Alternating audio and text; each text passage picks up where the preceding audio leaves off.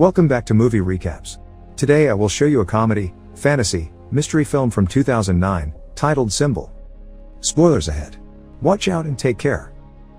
A Japanese man wearing very colorful pajamas wakes up in a white, empty room with no doors or windows and no apparent ceiling. When he approaches one of the walls for a closer look, he finds something peculiar sticking out of it, a protuberance shaped like a male member. After poking it a couple of times, he presses the tip, which causes hundreds of giggling baby angels to come out of the floor and walls, staying there only for a couple of seconds before they go back the way they come. One thing they leave behind, however, now all their members are sticking out of the wall and floor. This is the phase known as learning. As he sniffs the finger he used to touch the weirdly shaped button, the man screams in fear, followed by crying out and begging for help from whoever may be around, to no avail. He decides to start pressing the various buttons to see what happens, and every time he does, a different random object falls into the room, from a small toothbrush to a big vase. By pressing the same button again, he is given the same object, and that's how his testing of this concept on one particular button gives him a big pile of chopsticks.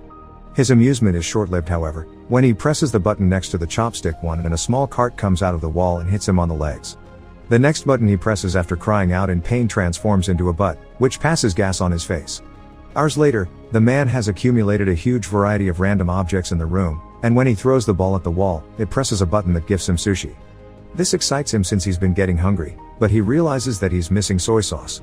He asks his captors for it, but as always, he gets no answer, so he repeatedly presses one of the buttons until he has a bunch of sushi in front of him but still no sauce. Giving up, the man proceeds to eat the sushi, which he finds rather delicious, and once he's finished the last piece, he presses the button for more, getting furious when a bottle of soy sauce finally shows up. After angrily pushing the bottle out of the way, he presses a different button and gets a pair of old school 3D glasses. When he puts them on, he manages to see a baby angel pointing at his member, and the man gets happy because he thinks he may have found the answer. However, after pressing that particular button, all he gets is a countdown and a giant butt appearing from above to pass gas on top of him. Some hours later, he's read 5 volumes of a manga that he finds very entertaining, but when he presses a button to get the 6th, he gets the 7th instead. Frustrated, he starts trying other buttons, which give him 8 and 9 but still no 6. The last button he tries, though, has an important surprise for him. It opens a section of the wall that hides a door behind it. The man celebrates this discovery, but in his excitement, he loses track of which button is the one that opens the exit. He tries one at random and shockingly sees an African tribesman run from wall to wall. The next one makes water fall on his head. The third one turns out to be the one he needs, and as soon as the wall opens, he runs to it, only to see it close on his face. His second try ends the same way, and it's then he realizes that the door stays open as long as the member tip is down, so he starts trying out different ways to achieve it. First, he goes for a runner position, pressing it with his foot. Next, he hits it with a fly swatter from as far as possible, hoping the distance will make a difference in his running time. None of these work, and neither do pulling it with a jumping rope or hitting it with the air sent by a fan. His following plan is to get on the cart and push it after pressing the button, but after a few tries, he comes to accept he simply can't control it. What he needs to do is find a way to keep the button tip down. He puts the huge vase on top of it, but the button manages to stick back up again, so the man reaches the conclusion that he needs to fill the vase to make it heavier. First, he tries the water button, but it's pointless. No matter how hard he tries to redirect the water, it only falls on him and nowhere else. His next attempt involves filling the vase with sushi, but it becomes so heavy he can't even pick it up. The neck of the vase is also too narrow for his hand to go through, so the man has no other choice but to use chopsticks and remove a bunch of sushi piece by piece. Moments later, once he's removed enough, he manages to barely pick up the vase, so he does exactly that and takes it closer to the buttons. When he gets there, he finds himself having to put down the vase on the floor because he has lost which button it was again, and when he tries one, the African tribesman comes out and accidentally bumps into the base, causing it to crack and break in half. This sends the man over the edge, who, as he freaks out and yells nonstop, finds the right button and begins covering it with sushi. This, of course, doesn't work either, and the little member pops up among the rice. Then the man tries covering the button with tape, followed by tape plus a steel plate, but nothing works. After taking some painkillers to deal with the pain caused by the door every time it hits him on his back and a nap as well, the man wants to wash his teeth, so he presses a button to get water. It was the wrong button though, and this one reveals a rope falling from the ceiling. This instantly improves his mood because it gives him an idea for a new plan. He opens the door, then uses the rope to swing himself across the room and make it before the door closes. Sadly, when he tries to open the door behind the fake wall, he discovers it's locked. He returns to the room just in time before the door closes, although it manages to hit him on his way out anyway, and in frustration, he kicks the wall, activating one of the buttons and revealing the key floating in the middle of the room. Like it happens with the door though, it goes away when the button perks out again, so the man must find a way to keep both the key in the room and the door open. First, however, he needs to find the button again, because he got distracted and lost it.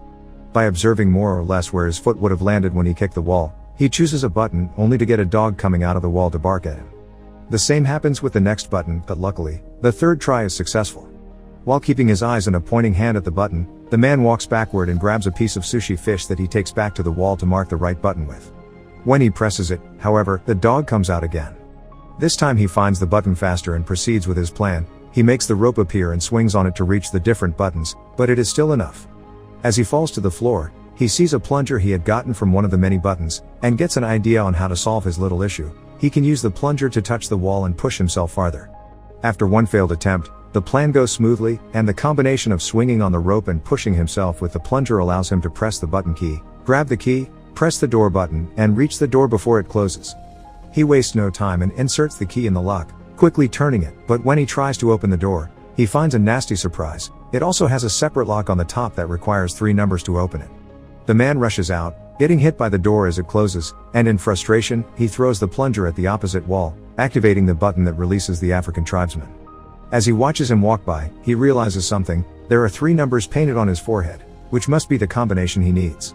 Since the time behind the door is limited, the man goes through the process of doing the whole swinging on the rope and jumping deal 3 times, 1 for each number to be put in. The 3rd time, he stays there and opens the door, which is a bit stuck and he has to push extra hard to open it. When he finally manages to do so, the piece of wall behind him closes, leaving him trapped and without enough room to finish opening the door. Devastated, the man sits on the floor and starts crying, remembering all the fun he had with the objects he had gotten from the buttons. He had been locked there too, but at least he had room to move and entertainment, and now he realizes he didn't appreciate what he had while he could. Suddenly, he feels a breeze on his face coming from the left wall. As soon as he touches it, he finds a crack that indicates it's a fake. He wastes no time and pushes the panel open before running out of there, soon reaching a mysterious hallway floating in a pitch black area. It feels like he spends an eternity running towards an exit, and when he finally makes it to a room, his hair is longer and the colors of his pajama have faded. This room is also empty and the door he uses closes as soon as he enters, but instead of baby angels, here there are adult ones, who also disappear into the wall and only leave out their members to be used as buttons. This is the phase known as practice. Meanwhile, in a city in Mexico, little Antonio's family is worried because the father, a wrestler known as Escargot Man, is behaving more taciturnly than usual. His wife thinks it may be because this next opponent is much younger than him, but the grandfather points out that what matters is experience, not youth. Escargot Man is picked up by his daughter's sister Karen on her truck and she drives him to the wrestling ring so he can start getting ready early, which includes changing clothes and praying to the Virgin. At school, Antonio is being bullied by his classmates for betting on Escargot Man, calling him a weak loser. As the time for the match to start approaches, Sister Karen takes her van again and picks up Antonio and their grandfather to take them to see Escargot Man in action. Karen doesn't stay though, and Antonio and his grandfather find some of the last seats for themselves right before the show begins. The first team that enters the ring are the Northern Tough Ones, formed by Super Demon and Tequila Joe. Then Escargot Man and his partner Silver Eagle come in under the team name Kiss Me A Lot. Silver Eagle is the first one to fight for his team with a brilliant beginning, but he's soon overpowered when the Northern Tough Ones fight him together instead of one-on-one. They keep gesturing at Escargot Man, asking him to join the fight, but he refuses to do so until Silver Eagle pulls a trick to make Super Demon and Tequila Joe hit each other, allowing him to escape. Escargot Man is quickly overpowered as well. But just when his opponent is about to hit him with a chair, the man in the mysterious room presses a member button and causes Escargot Man to magically extend his neck and knock out both opponents with a hit of his head. In the room, nothing happens, which calls the man's attention, so he keeps pressing the same button, causing Escargot Man to knock out Silver Eagle, the referee, Antonio, and even the bell. Seeing no results, the man starts trying out different buttons. One causes the singer of a metal band to breathe fire above his audience during a concert in Los Angeles. The other makes a Russian magician fail his trick when he tries to make his assistant disappear, and the third one makes a man in China bark at his own dogs. The man is about to give up when he sees some light coming from above and notices that unlike the last room, here there is no ceiling and he can see the angels flying around in the distance. He decides to try something completely new this time. Instead of pressing the member buttons, he will use them to climb the walls. It works, and every time he grabs a button with his hands or steps on them with his feet, something amazing on earth happens, from flowers blossoming to an elephant dying. The highest he goes, the more complex the effects become. It's not only nature anymore, There is also humanity in both the little and the big things, like a toaster and landing on the moon. By the time he makes it to the top, both the man's hair and beard had grown long, and he doesn't need to hold on to the wall anymore. Now he can float as well, just like the angels, and using all his experience gained from the training at the previous rooms, he embraces his role of God and begins choosing humanity's biggest hits on purpose instead of randomly pushing buttons. By the time he's done, he's surrounded by feathers instead of walls, and he enters a glowing portal that takes him to the last room. This one has the continents on its walls and a huge member button that the man is about to press. This is the phase known as future. Make sure to subscribe and turn on notifications so you can watch more videos like this. Thanks for watching.